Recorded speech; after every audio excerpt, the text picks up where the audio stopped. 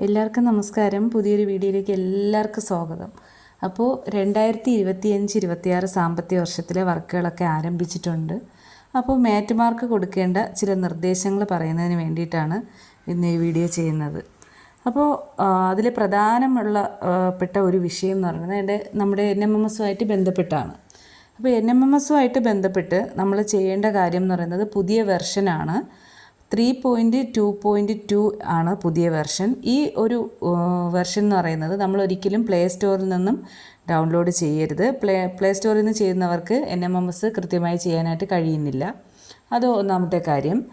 രണ്ടാമത്തെ കാര്യം എന്ന് പറയുന്നത് നമ്മൾ പെർമിഷൻസ് കൊടുക്കുന്ന സമയത്ത് എല്ലാ കാര്യങ്ങളും അലോ കൊടുത്ത് പോകണം. ഡോൺ അലോ കൊടുത്ത് പോയി കഴിഞ്ഞാൽ നമുക്ക് ഈ ഫോട്ടോ എടുക്കാനായിട്ടോ അല്ലെങ്കിൽ അപ്ലോഡ് ചെയ്യാനായിട്ടോ സാധിക്കാതെ വരും. അപ്പോൾ പെർമിഷൻസ് എല്ലാം നമ്മൾ അലോ കൊടുത്ത് തന്നെ പോകണം. അതിൽ വൈൽ യൂസിങ് ദിസ് ആപ്പ് എന്ന് ചോദിച്ചു കഴിഞ്ഞാൽ അങ്ങനെ തന്നെ കൊടുത്താൽ മതിയാവും.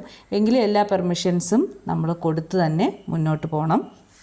എങ്കിൽ മാത്രമേ നമുക്ക് കൃത്യമായി NMMS ലൊക്കേഷൻ ഉൾപ്പെടെ കിട്ടാൻ സാധ്യതയുള്ളൂ. പല മേറ്റുമാരും ലൊക്കേഷൻ പോലും ഓൺ ആക്കാതെയാണ് കിട്ടുന്നില്ല എന്നുള്ള പരാതി വിളിച്ച് പറയുന്നത്. അപ്പോൾ നിങ്ങളത് കൃത്യമായി ശ്രദ്ധിക്കുക. അതുപോലെ തന്നെ ഒറ്റ ആപ്പ് മാത്രം നിങ്ങൾ ഇൻസ്റ്റാൾ ചെയ്തിടുക. നിങ്ങളുടെ ഫോൺ മെമ്മറിയിൽ നിന്ന് മുന്നേ ചെയ്തിട്ടിരിക്കുന്ന അൺഇൻസ്റ്റാൾ ചെയ്ത ആപ്പുകൾ പോലും ചിലപ്പോൾ ഫോൺ മെമ്മറികളിൽ വന്ന് കിടക്കാൻ സാധ്യതയുണ്ട്. അപ്പോൾ അങ്ങനെയാണെങ്കിൽ അതുകൂടി ഡിലീറ്റ് ചെയ്ത ശേഷം മാത്രം ഈ പുതിയ വെർഷൻ ഇൻസ്റ്റാൾ ചെയ്യുക. ഇൻസ്റ്റാൾ ചെയ്യാനായിട്ട് നിങ്ങളുടെ പഞ്ചായത്തിലെ ഒഫീഷ്യൽസ് നിങ്ങൾക്ക് അയച്ചു തരും. വാട്സപ്പ് വഴി അയച്ചു തരുന്ന അതാണ് നമ്മൾ ഇൻസ്റ്റാൾ ചെയ്യേണ്ടതായിട്ടുള്ളത്. അപ്പോൾ അതാണ് ഒരു പ്രധാനപ്പെട്ട കാര്യം. മറ്റൊരു പ്രധാനപ്പെട്ട കാര്യം എന്ന് പറയുന്നത് നമ്മൾ ഈ തൊഴിലാളികൾക്ക് തൊഴിൽ ബുക്ക് രേഖപ്പെടുത്തി കൊടുക്കുന്ന സമയത്ത് തൊഴിൽ ബുക്കിൽ അവരെത്ര തൊഴിൽ ദിനം ചെയ്തു എന്ന് ഒരു ബുക്ക് എടുത്ത് നോക്കുമ്പോൾ തന്നെ ഒരു ഇൻസ്പെക്ഷന് വരുന്ന ആൾക്ക് വെരിഫൈ ചെയ്യാനായിട്ട് സാധിക്കണം. അപ്പോൾ അങ്ങനെ വരുമ്പോൾ നമ്മളിപ്പം 7 ദിവസമാണ് നമ്മുടെ സൈറ്റിൽ പണി കൊടുത്തത്.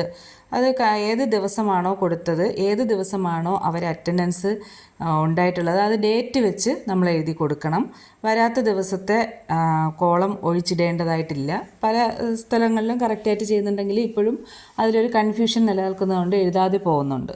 അപ്പോൾ അതൊരു കാര്യം. മറ്റൊരു കാര്യം എന്ന് പറയുന്നത് നമ്മൾ ഇത്തരത്തിലുള്ള തൊഴിലാളികൾക്ക് തന്നെ ഇൻഡിവിജ്വലായിട്ടുള്ള ആനുകൂല്യങ്ങൾ കിട്ടാറുണ്ട്. അതായത് കോഴിക്കോട്, ആട്ടിൻകൂട്, പശുത്തൊഴുത്ത്, PMAY അല്ലെങ്കിൽ ലൈഫ്, വീട്, അത്തരത്തിലുള്ള വ്യക്തിഗത ആനുകൂല്യങ്ങൾ, സോക്പിറ്റ് പോലുള്ള എല്ലാ ആനുകൂല്യങ്ങൾക്കും നമ്മൾ മസ്റ്റോൾ എടുത്ത് തൊഴിൽ ദിനം കൊടുത്താണ് പോകുന്നത്. അതുപോലെ തന്നെ നമ്മൾ റോഡുകളിൽ അവർ ജോലി ചെയ്ത് കുറച്ച് പേരായിരിക്കും ചിലപ്പോൾ റോഡ് പണിക്ക് ഉണ്ടാവുക. അത്തരത്തിലുള്ള മെറ്റീരിയൽ വർക്കുകൾ, എന്തൊക്കെ വർക്കിന് അവർ ഏർപ്പെട്ടിട്ടുണ്ടോ ആ വർക്കുകളുടെ എല്ലാം ഡീറ്റെയിൽസ് നമ്മൾ ഇതിനകത്ത് രേഖപ്പെടുത്തണം. ഡീറ്റെയിൽസ് എന്ന് പറയുമ്പോൾ ഏത് ഡേറ്റിലാണോ അവർക്ക് തൊഴിൽ ദിനം കിട്ടിയിട്ടുള്ളത് അത് നമ്മൾ ആ ബുക്കിൽ എഴുതി തന്നെ മുന്നോട്ട് പോകണം. എങ്കിൽ മാത്രമേ, ഇല്ലയെന്നുണ്ടെങ്കിൽ നമ്മൾ വർക്കിൽ ചിലപ്പോൾ 20 തൊഴിൽ ദിനമായിരിക്കും കിട്ടിയിരിക്കുന്നത്. ബാക്കി PMAY വീടോ അല്ലെങ്കിൽ സോക്പിറ്റോ അല്ലെങ്കിൽ കിണർ റീചാർജോ ഇത്തരത്തിലുള്ള ആനുകൂല്യങ്ങൾ കിട്ടുന്നതിൻ്റെത് നമ്മൾ രേഖപ്പെടുത്താതെ പോകുമ്പോൾ ആ വ്യക്തിയുടെ ഒരു വർഷത്തെ തൊഴിൽ ദിനം കണക്കാക്കുമ്പോൾ ചിലപ്പോൾ 10, 60 അല്ലെങ്കിൽ 50, 20 ഒക്കെ ആയിരിക്കും കിട്ടുന്നത്.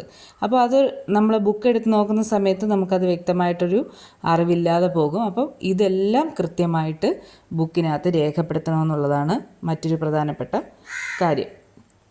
അതുപോലെ മറ്റൊരു വിഷയം എന്ന് പറയുന്നത് നമ്മുടെ പല മേറ്റുമാരും NMMS രേഖപ്പെടുത്തുന്ന സമയത്ത് മിസ്റ്റേക്ക് വരുത്തുന്നുണ്ട്. NMMSൽ അറ്റൻഡൻസ് കൊടുക്കുകയും അതോടൊപ്പം തന്നെ മസ്റ്റോളിൽ ആബ്സെൻ്റ് അടിക്കുകയും ചെയ്യും. അപ്പോൾ അങ്ങനെ വരുമ്പോഴത്തേക്ക് ആ വ്യക്തിയുടെ അക്കൗണ്ടിലേക്ക് കൃത്യമായും ഈ വേതന തുക പോകുന്നതായിരിക്കും. ഈ പോകുന്ന തുക ആരായിരിക്കും തിരിച്ചടയ്ക്കേണ്ടത്? നമ്മുടെ മേറ്റുമാരായിരിക്കും തിരിച്ചടയ്ക്കേണ്ടി വരിക. അപ്പോൾ അത്തരം സാഹചര്യങ്ങൾ ഒഴിവാക്കാനായിട്ട് കൃത്യമായും മേറ്റുമാർ ശ്രദ്ധിക്കുക. ഇനി മുതൽ തൊഴിലാളികളുടെ കയ്യിൽ നിന്നായിരിക്കില്ല പൈസ തിരിച്ചു പിടിക്കുന്നത്, മേറ്റുമാരുടെ കയ്യിൽ നിന്നായിരിക്കും. അത് പ്രത്യേകം ശ്രദ്ധിക്കുക. അതുപോലെ തന്നെ നമ്മൾ NMMSൽ ആബ്സെൻ്റ് രേഖപ്പെടുത്തുകയും അറ്റൻഡൻസ്, അതായത് മസ്റ്റോളിൽ പ്രസൻറ്റ് രേഖപ്പെടുത്തുകയും ചെയ്താലും ഇത്തരത്തിലുള്ള പ്രശ്നം ഉണ്ടാവും. എങ്കിൽ തൊഴിലാളിക്ക് തുക നഷ്ടമാവും. ഈ നഷ്ടമാകുന്ന തുക മേറ്റ് തൊഴിലാളിക്ക് നൽകേണ്ടതായിട്ട് വരും. ഓക്കെ, അപ്പോൾ കാര്യം വ്യക്തമായിട്ട് മനസ്സിലായെന്ന് വിശ്വസിക്കുന്നു. അപ്പം ഇത്തരം കാര്യങ്ങൾ കൃത്യമായും മേറ്റുമാർ ഒഴിവാക്കാനായിട്ട് ശ്രദ്ധിക്കുക. മറ്റൊരു സുപ്രധാനമായ കാര്യം എന്ന് പറയുന്നത് മാറ്റുമാരുടെ റൊട്ടേഷനാണ്. ഇപ്പോൾ നമ്മളൊരു മാറ്റ് ട്രെയിനിങ് കിട്ടിയപ്പോൾ തന്നെ നമ്മൾ മനസ്സിലാക്കിയിട്ടുണ്ട് 14 ദിവസത്തേക്കാണ് നമ്മുടെ മാറ്റുമാരുടെ നിയമനം എന്നുള്ളത്. പക്ഷേ എങ്കിൽ പോലും നമ്മൾ പലരും 30ഓളം അല്ലെങ്കിൽ 40 തൊഴിലാളികളെ ചേർത്ത് പിടിച്ച് സ്വന്തം സൈറ്റാക്കി വെച്ചുകൊണ്ടിരിക്കുന്ന ഒരു പ്രവണതയുണ്ട്. അത്തരത്തിലുള്ള പ്രവണത ആ വാർഡിൽ തന്നെ തൊഴിലാളികളും മാറ്റുമാരും തമ്മിലൊരു സ്പർദ്ധ ഉണ്ടാക്കുന്നുണ്ട്. ആ ഒരു സ്നേഹം പോലും ഇല്ലാത്തൊരു പരസ്പരം ശത്രുതാ മനോഭാവത്തോടെ പെരുമാറുന്ന ഒരു സാഹചര്യം കണ്ടുവരുന്നുണ്ട്.